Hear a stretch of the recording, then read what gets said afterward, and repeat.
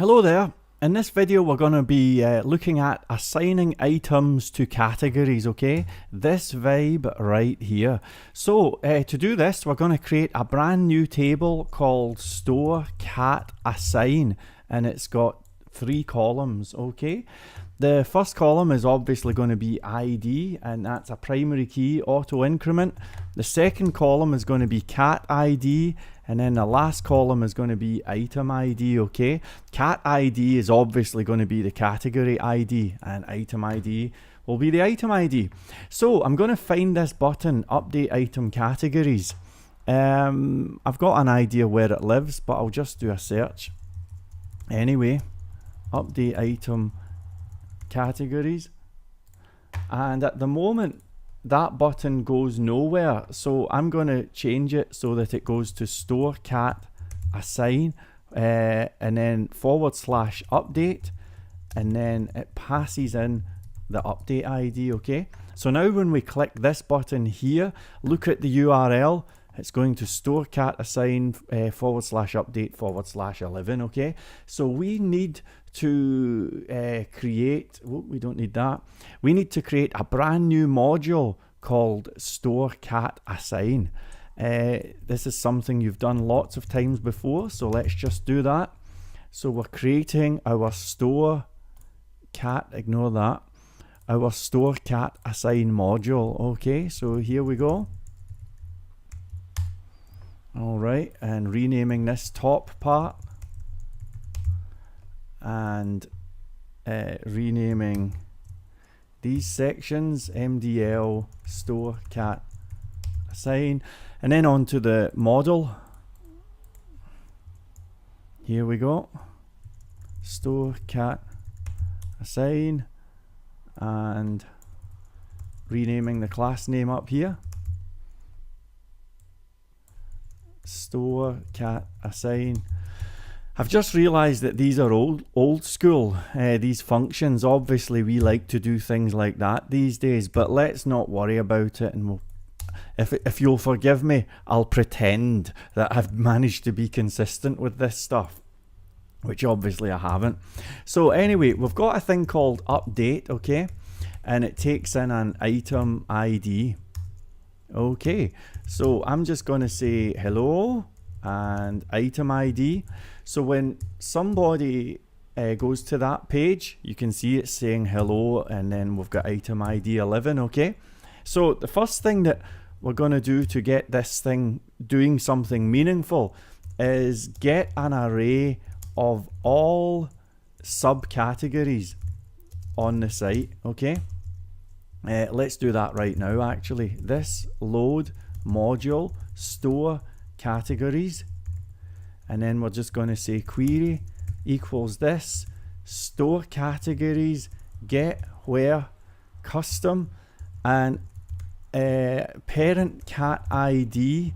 Now the way that we do this on with Codeigniter,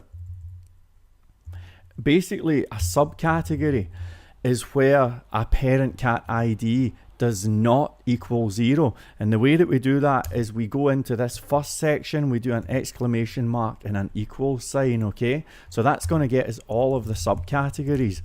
So now we just loop through as normal, and I'm going to say subcategories, it's going to be an array, and that's going to be row cat title. Okay, so we've now got all of the subcategories. Would you like me to show you them just to prove it? Okay, I'll do that. Here you go, just to show you what's happening. So if we hit refresh, you'll see we've got the subcategories, okay? That's all of the subcategories on the site, okay? The next thing that we're going to do, we won't need this. Next thing that we're going to do is get an array of all assigned categories, okay? So to do that, we're going to do let me just have a think here. We're going to go, let's do another query, but this query is going to say get where custom, and we're going to say item ID equals item ID, okay? And again, we're just going to use a for each. We'll save some time here, paste this in, and I'll say assigned categories equals, now one moment actually, I'm just having a think about what I'm doing here. Let's add the category ID in here. Okay, I hope this is making some kind of sense.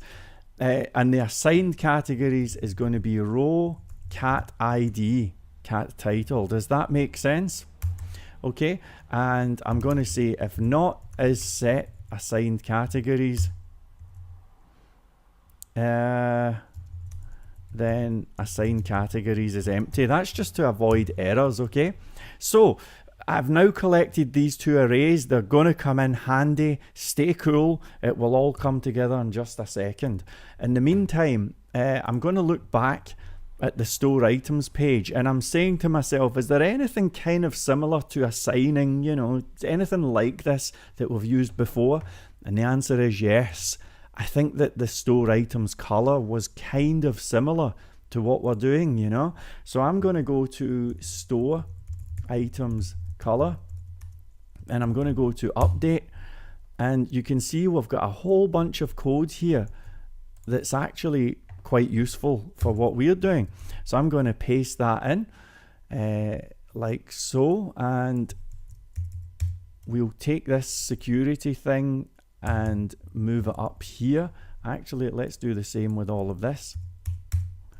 So the security's heading upstairs.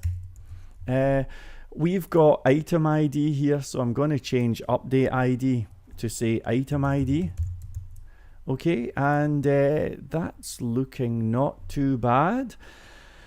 We don't need that. And I'm going to say the headline is category assign. Okay. Do we need an update ID? No. I'll say item ID though. Okay, that's not too bad. So I'm going to refresh this page. Where are we again? Refreshing this page here. And it's looking for a file called update. Now that's not a surprise. We knew that would happen. So let's grab update from store item colors. And we're going to create a new file in here. We'll call it update.php. This is in the store cat assign module. And I'm going to paste in. We'll hit refresh. Okay, that's cool. And I'm going to say new category instead of new color option. Okay, and this here is going to say choose a new category and hit submit, something like that. Okay, it's looking for a thing called update ID. Well, that's kind of uncool. We'll just change that to item ID. And I'm just gradually building up. Don't worry about this. We'll come on to it in a minute. Here, we would like a drop down with the categories, okay? So, what we're going to do is we're going to find somewhere where we've managed to use a drop down in the past and it went okay. And I would suggest store categories create was kind of cool. Do you remember that? So I'm going to go to store categories. I'm going to go to create, and you'll remember that this loaded up a file called create. Okay, so I'm going to bring that up. Here it is here, and this is the code for the drop down. It really worked out fantastically well last time. So let's get that going. Okay, something like that. Oops, I'm gonna go back. One moment, I'm just finding my way around. Okay, so it's looking, in order to do this drop down, which by the way should say cat ID, not parent cat ID. In order to do that, it's looking for a variable called options, okay? So I'm going to go back to store cat assign, and options is an array, okay? So I'm just going to say data options equals, and I'm just going to say for the moment subcategories. Hit refresh. And undefined variable cat ID line 30. Let's just have a look. I think that's on this here. Okay, so it's looking for a cat ID. So if let's just have a look here and see what's happening.